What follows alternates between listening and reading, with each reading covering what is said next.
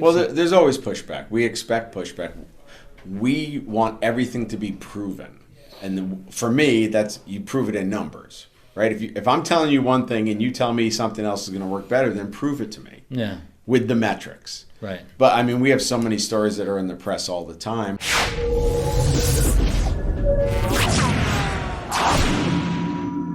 How do you get your business off the ground? How do you get things going? I mean, you got this idea in your head. How the heck do you get it going? I mean, yeah, you can start it up yourself, and maybe you got a savings account or something, but how do you accelerate and get it? That's a good word, accelerate, and get it going. I'm here with Robert Manasier. He is an entrepreneur in residence at Ignite U, New York. And what other titles do you have? That's good enough for now. That's a good one, yeah. Good one. So explain for the layman who doesn't know what Ignite U does. Ignite U is an accelerator for operational companies. So we run a cohort model where there's a number of companies that are brought into the cohort. 2 nights a week we run group sessions, so you get peer-to-peer interaction, you get some process overlays, and then the rest of the week you spend putting those processes we taught in those group sessions directly into your business, spitting out metrics that we can look at, iterate on to create systems specifically for you so that you don't fall into the trap that most early stage startups fall into, which is the valley of death. What's the valley of death? It's where your efforts can only bring in so much money and you kind of flatline the number of clients and the amount of revenue you make. So that would be like not scaling. That is not scaling correctly, and scaling is very difficult. Starting is very hard, scaling is harder. Because as an entrepreneur and somebody who started the business, it's easy to get to the heart, right? The mission of what you do and why you do it, why you love it. Scaling means you have to kind of let go of your baby a little. Right? You have to learn how to delegate. You have to learn how to train, which really isn't part of the entrepreneur, like inner fire. You know, because the solopreneur, the CEO, the founder, whatever, wants to do it all him or herself, and because you have all those ideas in your head. So that's really one of the major processes is getting people to let go of do everything syndrome or whatever it's called. Well, it's also getting everything out of their head because they're the expert of their business. You started your company. You kind of know every inner working of it. Yeah. You just think or you assume that people know what you're talking about, and they don't. Okay. How do you, so that's one of the initial things you do is you learn. So if you only got one person, I mean, you do solopreneurs too, right? Yes. But at some point they scale, and that's when they need. Yeah, but you can set the process. Okay, the process. So we're teaching a process that you can apply to anything else as your business goes, right? Okay. One of the biggest things we teach them is how to read markets, how to get real feedback from your clients, how to learn who you really should be working with and who you shouldn't be working with, and learning what your strengths are. But more important, I've said this a million times, even in some of our past time together, is learning what you don't do well. And you'll never do well. Because that's where you have to hire to. Most people hire the wrong way. They hire people just like them. Because we're tribal, right? We've talked about this numerous times too. Yeah. We surround ourselves with people who are just like us, and that's a failure. Well, that's a mechanism for failure. It feels good, and you have good parties, but it doesn't scale the business all that well. You can have good parties with different people too, though. Well, yes. Just saying. Well, yeah, you can. You can. Can you give me an example? And I'm going to dig deep into some weeds here of an example of how Ignite U has helped a particular person or a particular company, and what the procedure was like, and was there pushback and all of that. Well, there's always pushback. We expect pushback.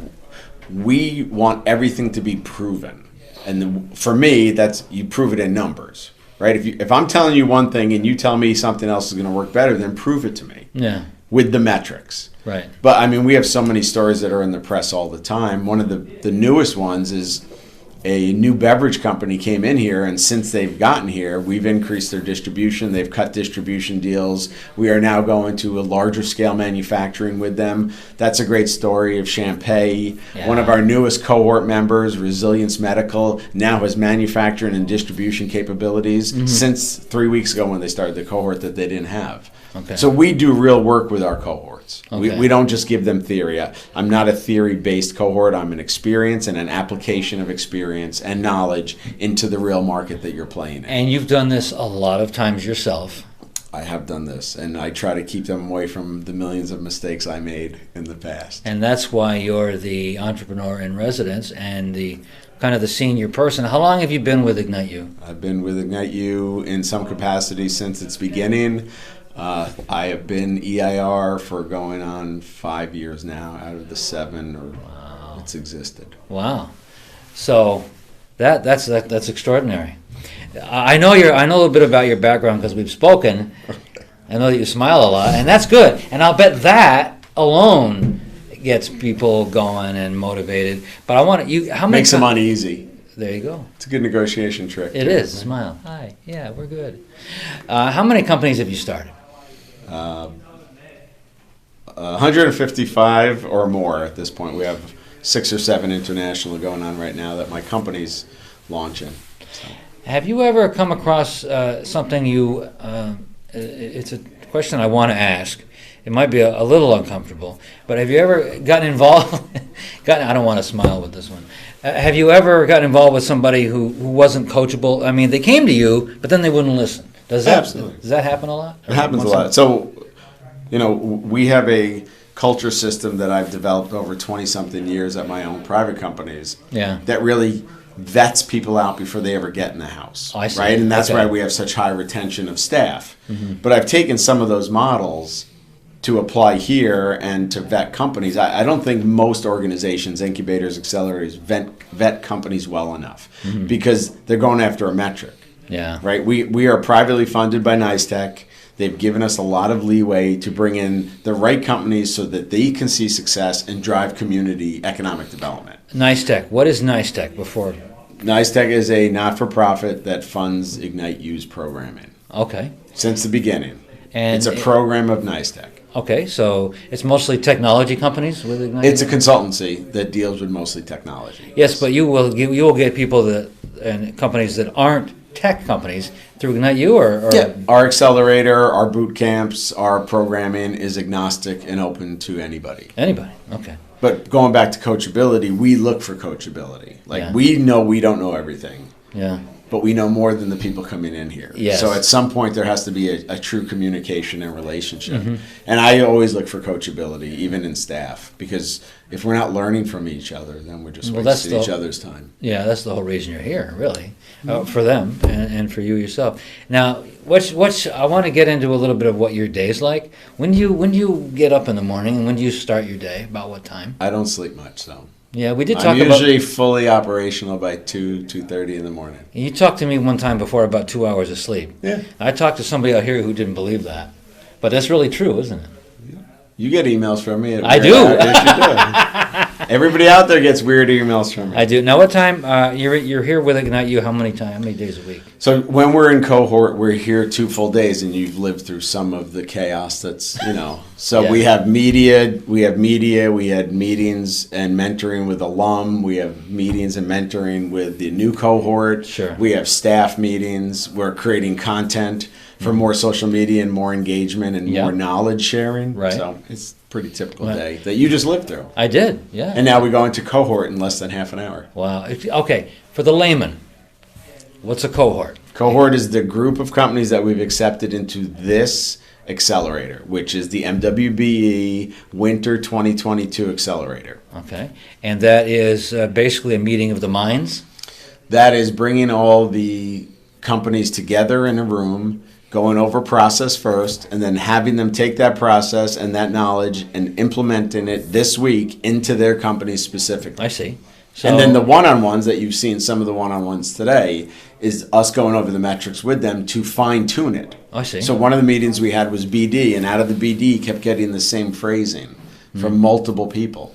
So we just changed his messaging to add that phrase in, and now we're testing it this week to see if his open rate on emails and his close rate on sales increases because we changed the messaging. This is real get down in the weeds and make it really work. Absolutely. Stuff. Yeah. Rather than say, hey, try this, try that, test this, do that. No, we're trying to teach them how to learn on their own eventually, but we know that we have to hold their hand at this point. Okay, wow.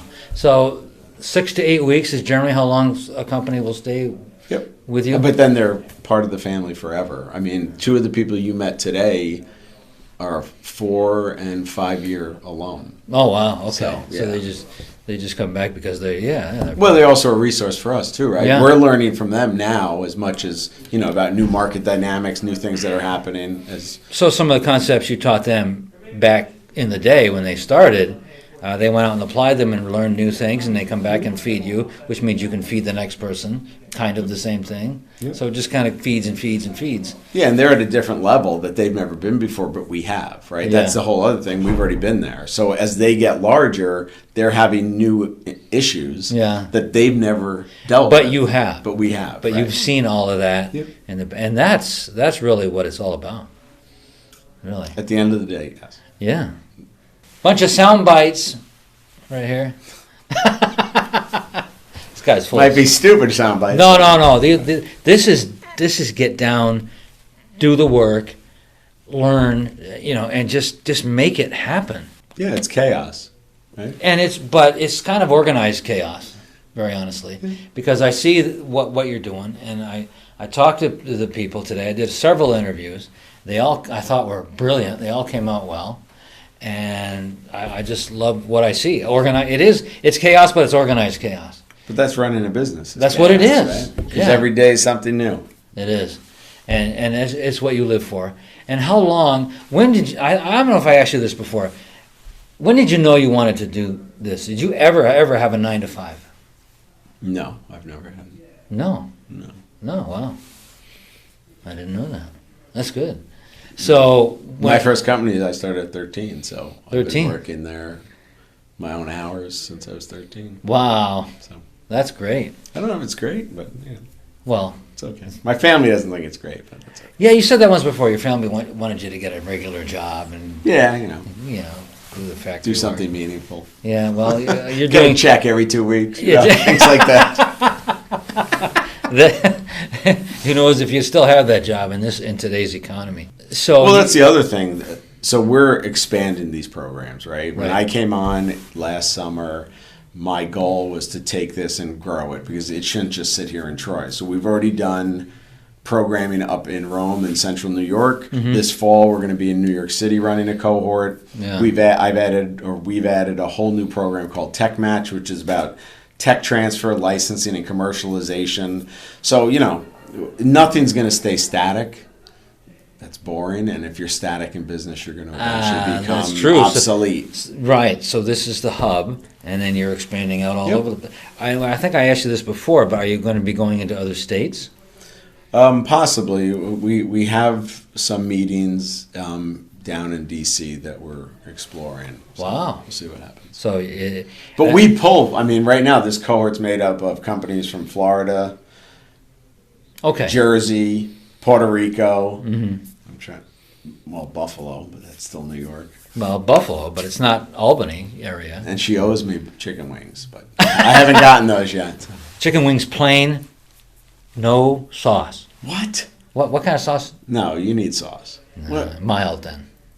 Are you you're really hot wing guy? I like barbecue more, but all right. it's got to be in sauce. Well, Just eat a chicken nugget then. No, I don't want a chicken nugget because that's like breaded and fried and crap. He said no sauce. No, just anyway. The kind you buy over at the kind you buy at Hannaford. Chicken tenders? What do you do? No, not tenders. Okay. How did we get off on that? We always get to food and coffee, so it doesn't matter. By the way, how many cups of coffee do you have a day?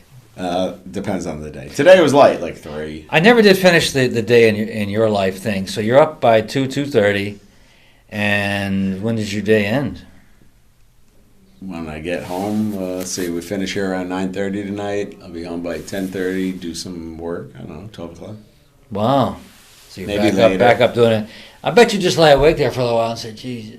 But I do that too. I wake up and my mind just goes nuts. It's like I got to get up and do something. Yeah. Now I'm up at 2 in the morning and my wife says, "What are you doing? Are you sleeping? How come you can't sleep?" Well, I got to get this done. I got this. It's also common for me to be active. Yes, yeah, that works for me too. Yeah. Yeah, whether it's social media content or just planning the next move, really for what I'm doing.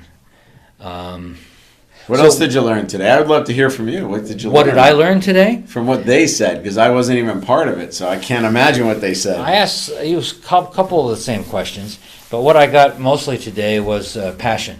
I got a lot of passion from Sam, for one, and Kim, and your content team. I love those two. Really, a lot of the same thing. They love what they're doing. They love helping people. They love helping businesses, and I've got some specifics about what I do. Your content team is very good at what I saw them doing today. I mean, that they use some of the same techniques, much nicer camera, but it's all how you use it and what the content you create. They love doing that, and they love being here, and that's kind of what I learned. I mean, Awesome. It's good to hear. Yeah. So there were no negativity at all. They were all. It's like you've created a family here. Well, we always say that, right? Ignite U is the family. Our alum are our family. Yeah. Yeah. I mean, at the end of the day, if we're teaching one principle, it's if you're going to be in business, you need to build a network, and the network has to be real and relevant and has to be relationship based, or it's never going to work. And we do a lot of network testing here with our cohorts, because everybody comes in and says, I have 10,000 people on my feed. Well, that's great, but can you sell to them, or can they help you do better? And most of the time the answer is no, because you've done a numbers game. Vanity metrics. Yep. And we like quality. Quality's always going to win out. Yeah, it'd be better to have 100 people highly engaged on your social media than 10,000 who do nothing.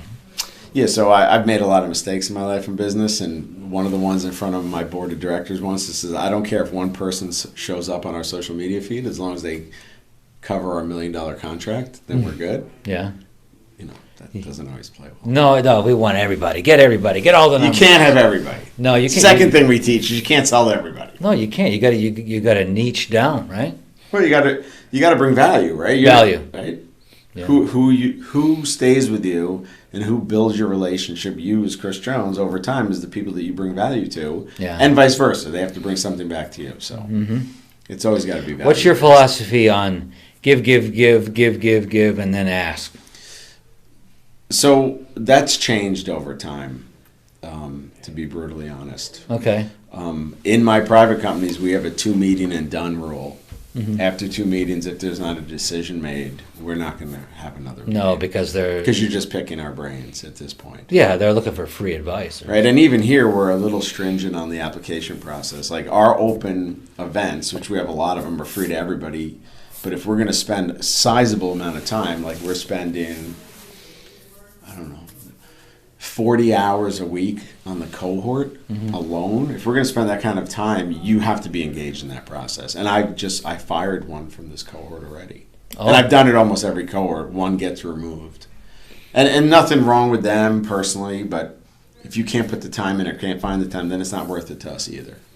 Right. Because what are we doing? Yeah. You're not helping us, we're not helping you because you're not paying any attention. Yeah. So, got to be involved with what you're doing. Well, I want to dig down deep into a couple of branding things with you. Okay. Okay. What is your definition? Oh, let's back a little bit. Sure. When you